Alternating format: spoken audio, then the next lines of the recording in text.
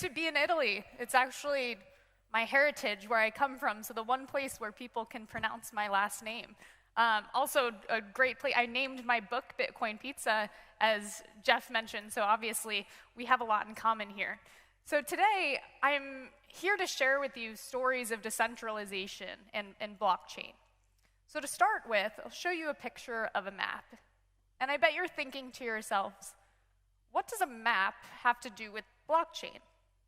So let me tell you a story. When I was 16, I studied abroad. I actually came here to Italy, and I spent some time in England. And at the time, we used calling cards and physical maps. There weren't really mobile phones, or at least they hadn't proliferated yet.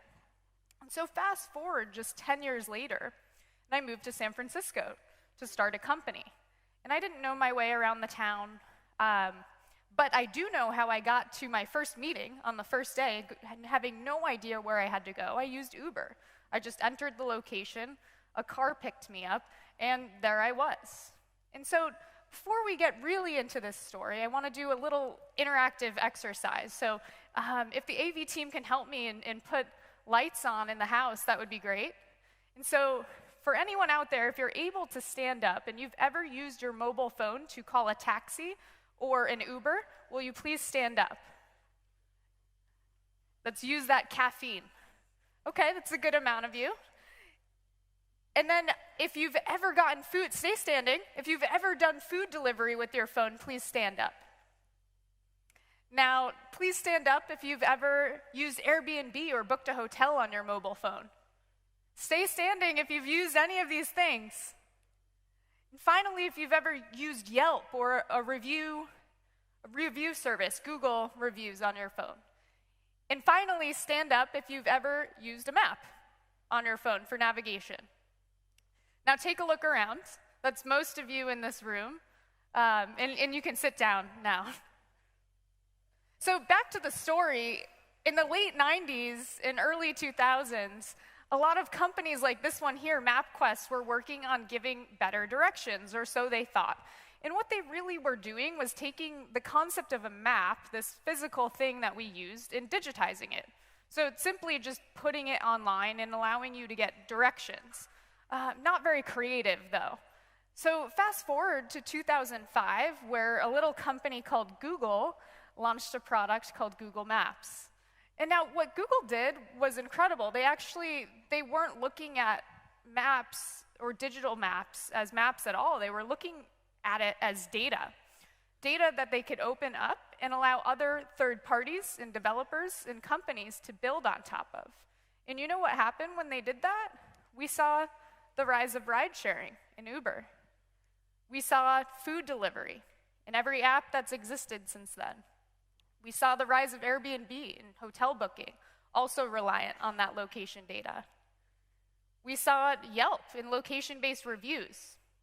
We even saw the rise of dating, which I strategically didn't ask you to stand out about, but in short, we saw an entire generation, the past decade of business models that wouldn't have existed without looking at a map differently. Now, what did Google do? Did they make a better map? Did they have better software than MapQuest? Not necessarily. So the question is, how do we get from this map to this app? And what they did that was incredible was that they had an evolution in thought. So they changed the way that they saw a map completely as open data. And that's what blockchain, to me, represents first and foremost, is an evolution in thought. And so that's what I'm here to talk to you today about how the ways that we as human beings and the way that we exchange or transact, both online and in person, are changing now. And this is what I call the operating system. And so just in short, high-level overview, what we'll talk about is first the operating system of the past, where our exchange was mostly localized, and move to where our operating system is today, which is globalized but still centralized. And then ultimately get to where we are going in the future and what's already started to happen today, which is decentralized. So first, what do I mean by operating system? Am I talking about computers? Well, sort of. So yes, we have operating systems in computing to connect and direct the system processes from hardware to software. We also have operating systems in nature, how nature decides biologically to route its resources. And finally, in the background that I come from, in the social sciences and anthropology, we of course have operating systems in society. So anything from governments and institutions, social norms, mores, religions, and myths, ultimately. So let's start with the past. Where did we come from? Localized. So this is a rock, obviously, and it's not just any rock, it's a very special rock. It's called a zebra rock. And I bet you're thinking, a zebra, what is she talking about? So just to define, it's a rock that has black and white stripes like the animal, a zebra. So when I was a kid growing up with my two brothers, we'd find these rocks that we named zebra rocks in our backyard. And we'd collect them, and we'd put them in these buckets, and we would use them actually as currency. So we would open, stores, and we'd sell each other toys, and then this expanded to everyone in the neighborhood. We had 30 kids that were using zebra rocks. So anytime we had a lemonade stand, we would pay in zebra rocks. Or anytime the ice cream truck came through our neighborhood, we'd find some kid who had dollars, currency, and we'd give them zebra rocks until we ultimately convinced the man to accept zebra rocks. We even established this whole exchange rate, so dollars to zebra rocks, and when it was acorn season, we'd collect acorns and have fights with them, and it was a whole thing. So if you're wondering where I got my interest for cryptocurrencies and blockchain, it probably started here collecting rocks. So once we had all of these rocks, we needed to do something with them. We couldn't keep storing them in buckets in our closets. So we created a bank. This is my brother Mike. We made him dress up like a banker. We gave him a certificate. It was all very official. And he was in charge of setting the exchange rates and keeping the rocks in what we called a vault, which was under his bed. Now, one day there was this crazy scandal, and we found out that Mike had been stealing some of the zebra rocks. And to make matters worse, he had a crush on this girl down the street, and he would be giving her a better exchange rate than the boys that he didn't like. So ultimately, he fled the neighborhood. This is the last known photo of him. So if we think about it, yes, this is a ridiculous childhood story, but as I was thinking through what was localized exchange like, there are actually a lot of similarities between what our operating system was in the past and the present even, and this story. So trust was based in local community. You knew the people that you were interacting with, whether that was transacting money or getting yarn from the local person who's selling yarn. So therefore, exchange and communication was completely localized as well. You saw face-to-face the person you were dealing with. And ultimately, there are problems with this operating system. It was extremely limited. It was more expensive. Ultimately, it was inefficient, and it was smaller in scale. So we as human beings, we evolved. We evolved our networks, and we went from village to connecting our villages to global village. And we saw the rise of communications technologies, the internet, mobile phones, transportation, the Industrial Revolution, which brings us to the operating system of the present, where communication has been digitized and globalized. We're sending messages around the world in an instant. And therefore, we've placed our trust in systems or institutions, so governments, banks, brands, and retailers. So ultimately, a lot has changed, but really not much has changed at all. So if we think back to the story of the zebra rocks, we've basically taken localized exchange, these rocks, and just kind of like thought it would work again, but when we're dealing on a global scale. And so that's created a whole new set of problems in the current operating system. So again, the main theory here is that the operating system is centralized. So anything from our finances to what we know, to what we buy, to what we eat, and what we learn is centralized. So there are numerous single points of failure here where trust is now put in one institution. And so that's led to another problem, which is that our present operating system is opaque. So when I buy a cup of coffee or that pizza, I trust that I know where the things are coming from and that it's safe to consume. Or when I put my data on an email client or a social media network, I trust that they're not using it nefariously. But that's not always the case. We just don't know. So finally, the operating system also is siloed. So the business models of this landscape are centered around companies selling and making money off of their data. So we're not really in a mindset of sharing it, which leads to totally needing to be reactive, it taking days or weeks to track down information in these incredibly complex networks, and ultimately needing to regulate this system. So in short, in the current operating system, we trust systems, sort of. Now, another story, let's go back to San Francisco when I first moved there. I was in the midst of starting a company. I found my apartment, dealt with that whole process completely online. It was a new building. It had one of these key card access, and which is very convenient for sure. So one day, I'm at home from work, and I hadn't unpacked anything. I had boxes everywhere, and I get a knock on the door. And it's a police officer. And he says, "Ma'am, are you missing anything?" And I'm like, I don't know.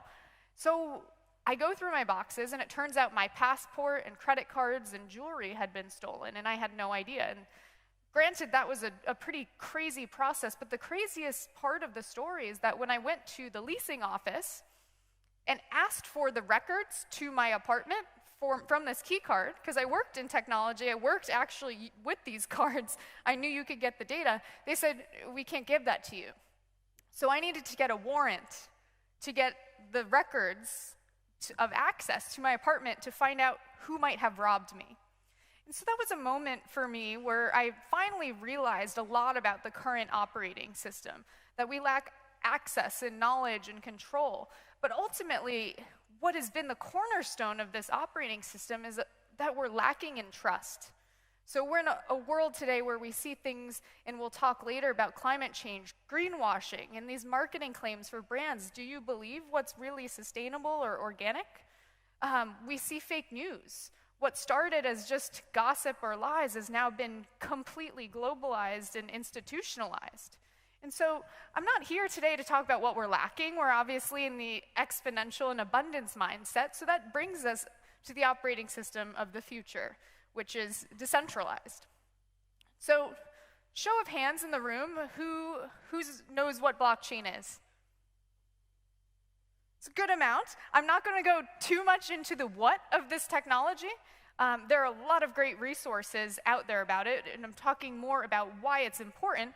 But just as a short primer of what is a blockchain, well, it's a badass digital ledger. It's not really that sexy when you think about it, if you think of accounting technology, but it's a backbone for information. So anything that you put on this ledger is distributed and decentralized. It cannot be changed once it's on there, and you can program logic on top of it called smart contracts.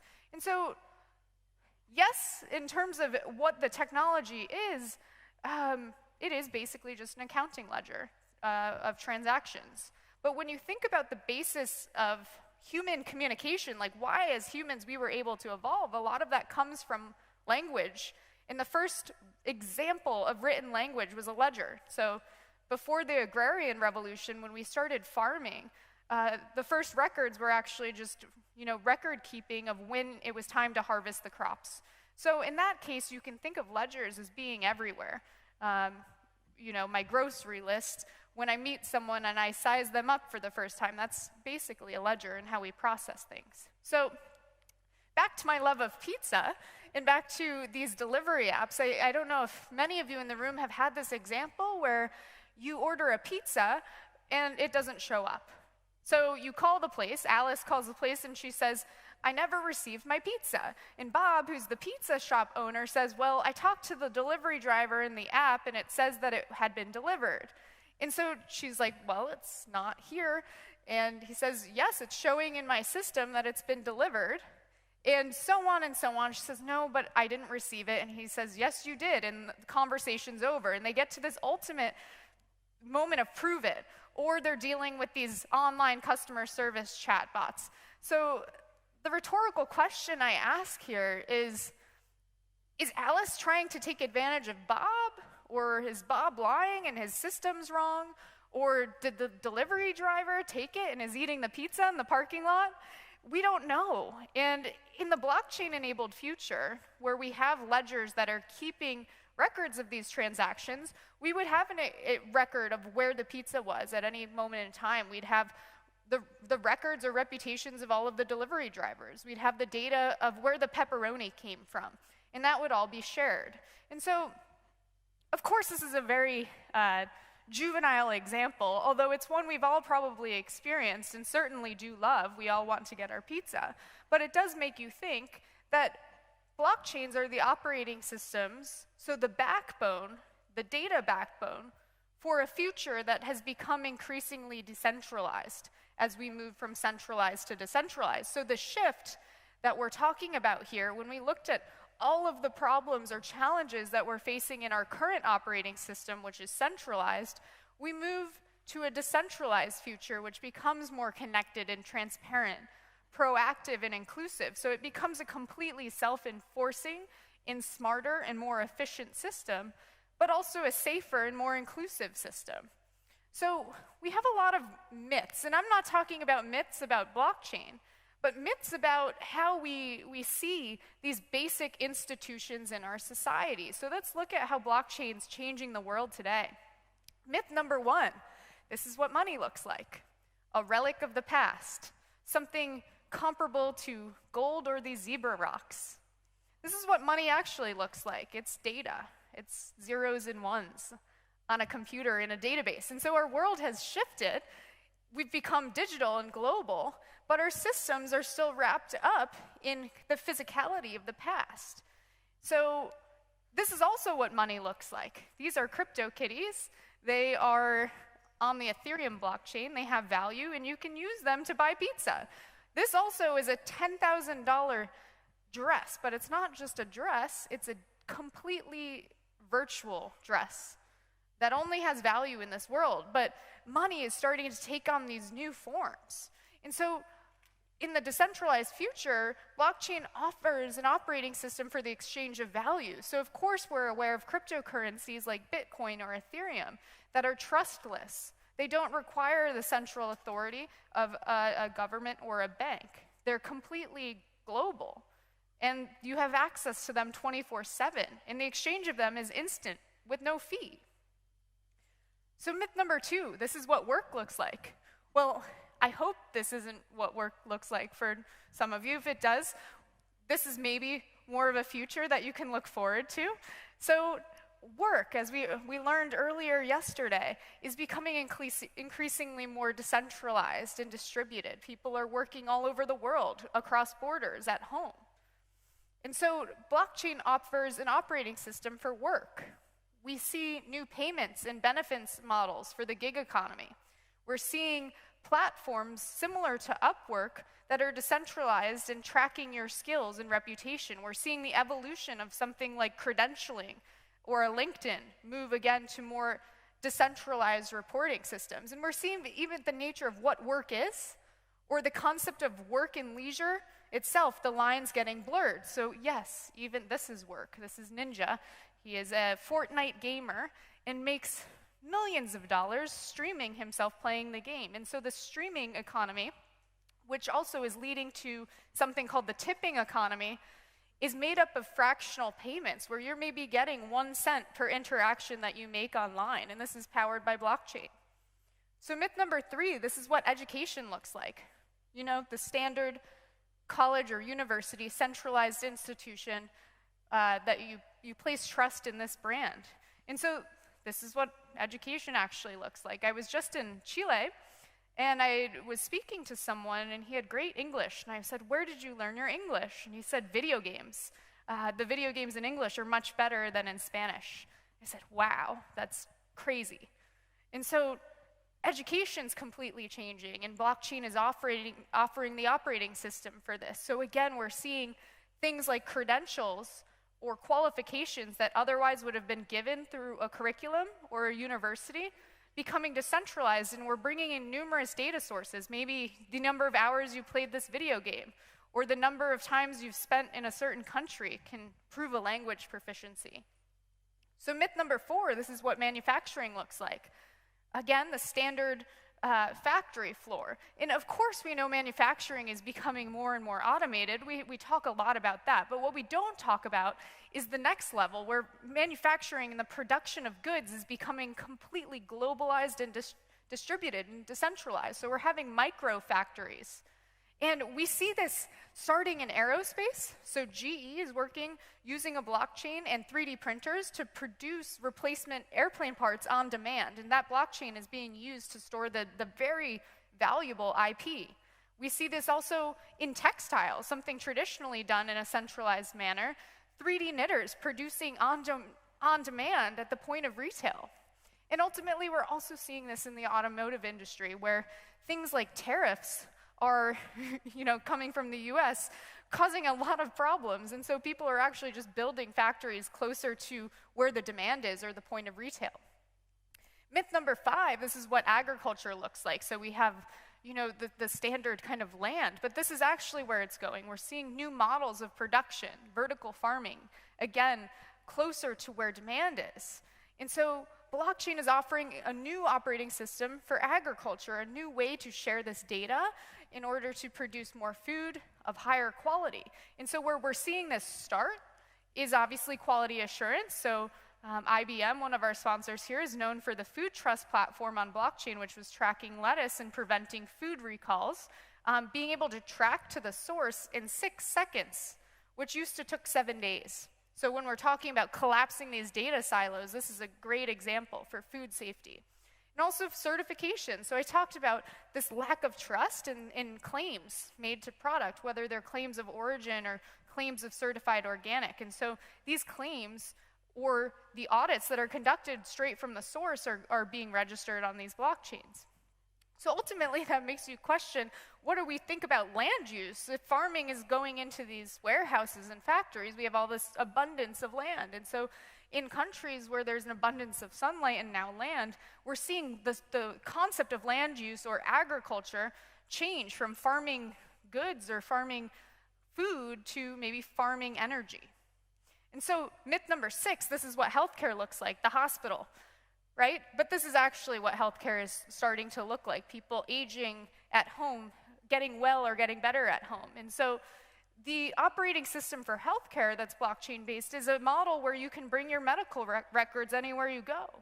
A large percentage of people don't have primary care providers. And so they're taking their data with them. Myth number 7, this is what transportation looks like. So again, we have the standard public transportation systems, but really, this is what it's starting to look like. So autonomous vehicles. And projects that are, existing right now in the blockchain space are actually that the car itself has its own identity. It's got a wallet, and this is a car charging itself and paying for its own charging, separate from any human interaction.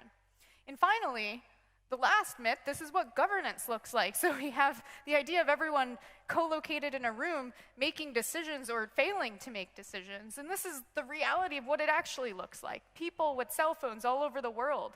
And so we have systems now, most commonly blockchain-based voting, where we can have complete civilian participation. And again, this is just the tip of the iceberg. I could go on all day. I'm sure it wouldn't be that exciting for you, but it's impacting every industry in the same way that most of you in this room, when I asked you the question about the apps that you've used, stood up. So it's impacting industries in this way. It will be the backbone for everything. But it's still very young. So the Bitcoin white paper, which first popularized the concept of a blockchain or repopularized it, was written in 2009. So it's only a decade. And so I know some of you are thinking in this room, this is crazy. What is a world? Is she talking about a world without governments and banks and hospitals? Like, that's crazy. And that's also probably, for some of you, exciting. And for many of you, I could imagine it's a little scary, making you think, what does this mean about my job or my company or my industry? And the reality, it is changing. And I understand completely. So this is me. When I was 18, I started my career as a competitive skydiver. And this, obviously, when you jump out of a plane, you can see the fear on my eyes, so it's kind of similar to the fear you might feel with blockchain. But what do you do when you fall? Has anyone fallen over, tripped, or fallen out of a chair before? What do? You put your hand out, right? You want to brace for impact. So the thing is, if you're skydiving, that's the opposite of what you want to do. So here I am on my first jump, or my third jump, and I go to brace for impact. And I stick my arm out to grab the airplane, and I start tumbling like crazy, because that is not what you want to do. So it made me think, we have these conditioned responses, right? That my body had been trained to brace in one context on the ground, but when I'm in this context, that's the opposite of what you want to do. So I thought a lot about how to unlearn my conditioned response, and that's what we have to do. We've been conditioned to think that our world should be structured as centralized institutions, and that's how we do business, that's how we relate to each other. But again, that's the wrong response. And so what we need to do is learn to unlearn, to land on our feet as individuals, organizations, and industries. So I'm going to leave you with 3 high-level takeaways from this talk to better prepare yourselves and your organizations for the operating system of the future. 1, recognize that blockchain is a paradigm shift. So it's this shift in mindset from centralized to decentralized. So much more and so much more important than just thinking of it as a technology. Which leads us to the second point, return to first principles instead of retrofitting. A lot of the work I've seen and done myself over the past 5 years in this space is just, we've got a business and let's put a blockchain on it. And that's why we saw ridiculous things like the Long Island iced tea company changing their name to the Long Island Blockchain Company. It makes no sense. So really, you need to return to first principles and think about really what this shift means from centralized to decentralized. And finally, adopt a mindset of abundance and not scarcity. So when Google first opened up their data to third parties and developers, plenty of people said, well, how will you make money on this business? And who has the last laugh now? And so the idea of opening up your systems, of collaborating instead of competing, of building these new models where some industries might exist and some might not, it is scary, but if you go into it with an abundance mindset and trust that we will create better systems, then it will be okay. And so the last picture, this is Henry Ford. It's a pretty cliche example, but I love it because if Henry asked people before he made the first automobile, the Model T, what they wanted, they would have said a faster horse. Now, in the 90s or early 2000s, if people said, what do you want with this map? They would have said a better map. They wouldn't have said, I want Uber. And that's where we are right now with blockchain. So we're at this unique moment in human history where we have the opportunity together to restore trust, to restore the trust we have with ourselves, the trust that we have with each other, the trust we have in the products we consume, and the trust in the environment. And we're only just beginning. Thank you.